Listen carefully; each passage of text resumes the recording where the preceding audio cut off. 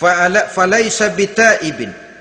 Barang siapa yang mengaku bertobat, kemudian dia tidak menyedekahkan karunia yang diberikan Allah kepadanya, maka taubatnya belum lagi dianggap taubat yang sebenarnya. Faman istabana minal abdi hazihil khisal fahuwa taibun haqqa. Apabila nyata tanda-tanda ini pada diri seorang hamba, maka barulah taubatnya dinamakan taubat yang sebenarnya. Jadi untuk taubat itu ada dua jalan yang bisa kita tempuh. Pertama, taubat dengan lisan, taubat dengan ucapan. Dalam artian apa? Memperbanyak istighfar.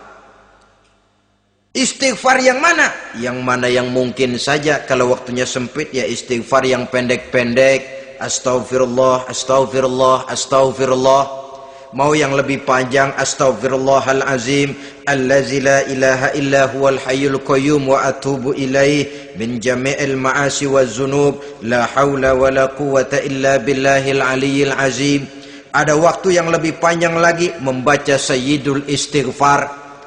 Tiap kali berbuat jahat, tiap kali diiringi dengan istighfar. Nah, ini yang bisa runtuh dengan istighfar ini dosa apa?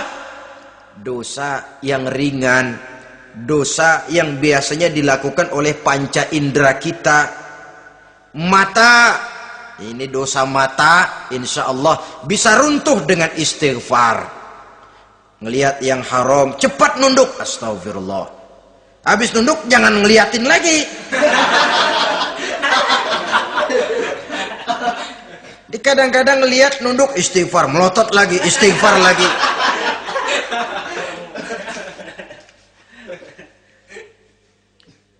Saudara hadirin yang saya muliakan, kata Imam Ali, nazratul ula laka wasaniyatu alaika. Ini dalam menjaga mata. Pandangan pertama rezekimu, kelihatan, namanya kelihatan kan rezeki. Pandangan pertama rezekimu, ulangannya dosamu. Ulangannya ini yang bisa membawa dosa. Dosa karena lidah, mengucapkan kata-kata yang menyakitkan orang. Dengan istighfar, insya Allah runtuh. Adapun dosa-dosa besar lainnya, tentu harus dengan perbuatan. Tidak cukup dengan sekedar istighfar saja. Perbuatannya apa? Itulah seperti yang sudah saya sampaikan pada ciri-ciri orang yang bertaubat tadi. Oleh karenanya, beruntunglah kita masih diberikan umur oleh Allah. Sehingga segala dosa dan kesalahan yang kita lakukan, kita masih punya kesempatan untuk mengadakan pemutihan, bertaubat kepada Allah. Nah, apa kemudahan yang diberikan Allah kepada orang yang melazimkan istighfar di dalam hidupnya? Pertama, kata Nabi, man lazimal istighfar, siapa orang yang melazimkan, membiasakan diri istighfar, diberikan keistimewaan oleh Allah. Pertama, ja'alallahu lahu min kulli dhikin makhraja. Allah akan memberikan jalan keluar untuknya dari segala macam kesulitan. Hidup ini kan problem. Makin tinggi status sosial, makin banyak urusan. Urusan akan selesai apabila hidup di dunia selesai. Kita menyangka orang lain lebih enak dari kita, padahal tiap orang punya urusan. Yang namanya enak barangkali persis seperti pelangi biang lala itu. Tidak pernah di atas kepala kita, di atas kepala orang lain saja. Begitu kita memandang keenakan dalam hidup ini. Petani bilang pedagang enak, pedagang bilang petani enak. Tapi begitulah keenakan itu. Orang yang melazimkan istighfar, dia akan diberikan jalan keluar dari segala macam kesulitan. Menurut perhitungan otak, didlek, buntu, tidak sanggup lagi, entah bisa terwujud dan terlaksana. Allah memberikan jalan keluar dari segala kesulitan.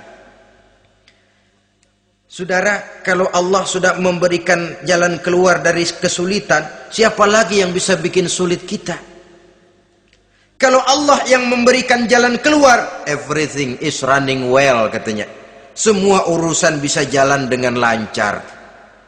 Tapi tanpa istighfar, jauh kita dari Allah. Jalan yang sudah lapang pun bisa jadi sempit. Urusan yang sudah nyata akan selesai pun bisa jadi injelimet. Dan jalan yang tadinya tidak berliku-liku pun bisa berliku-liku. Ini faktor yang di luar perhitungan matematis. Kita tidak mampu, Allah maha mampu. Menurut akal kita tidak mungkin. Kalau Allah mau, tidak ada yang tidak mungkin. Saudara-saudara, ini fasilitas pertama. Orang yang gemar istighfar diberikan jalan keluar dari segala macam kesulitan. Yang kedua, wa min kulli hammin faraja, diberikan kegembiraan dari setiap kesusahan yang dihadapinya. Ada saja faktor-faktor yang mendatangkan kegembiraan, yang mendatangkan refreshing di dalam kehidupannya, sehingga dia tidak lalu merasa jalannya buntu, tidak merasa kesulitannya tidak pernah terselesaikan.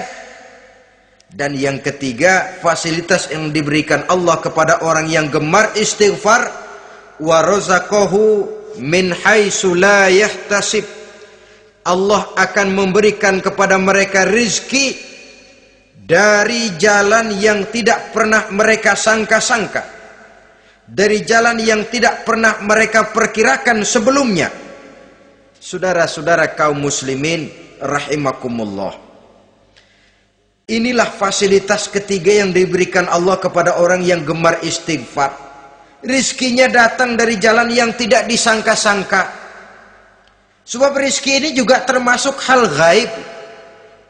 Dan jangan lupa, ar-rizku bimakna al-ata hissiyan kana au ma'nawiyan.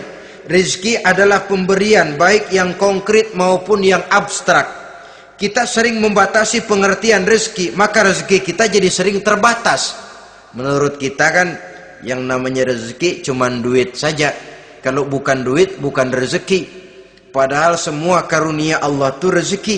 Umur rezeki, istri rezeki, anak rezeki, pangkat dan jabatan rezeki, termasuk duit juga rezeki. Tapi dalam kebiasaan kita, rezeki cuma duit. Begitu duit seret, kita anggap rezeki macet.